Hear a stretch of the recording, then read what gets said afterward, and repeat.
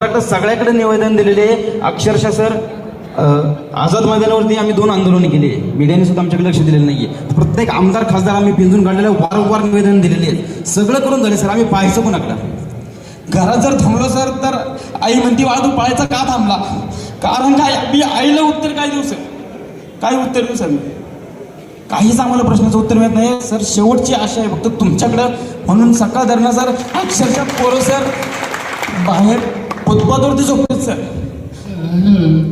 मी जे आता सांगितलं की हा प्रश्न नगरपरिषदेमध्ये अतिशय अस्वस्थता निर्माण होणार, नैराश्य करणार आणि तरुण पिढी निराश असली ते देशाचं आणि समाजाचं नुकसान आहे.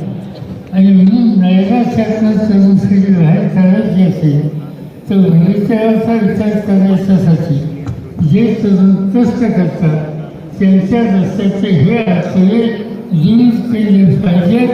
ते करण्यासाठी जर राज्य किंवा केंद्र सरकार काही समन्वय करण्याची भूमिका घेत असेल तर लोकशाहीच्या मार्गाने प्रश्न सोडून घेण्यासाठी जे जे काही पर्याय आहेत ते पर्याय घेऊन वेळप्रसंगी आपल्याला संघर्षाला उतरावं लागेल. त्याशिवाय दुसरा पर्याय नाही सर. फक्त 3 महिन्यासाठी फक्त जे परिपत्र काढून वय वाढवायचे. जवळजवळ 1.5 लाख मुलं सर याच्यापासून वंचित राहिलेली आहेत पोलीस भरतीसाठी सर.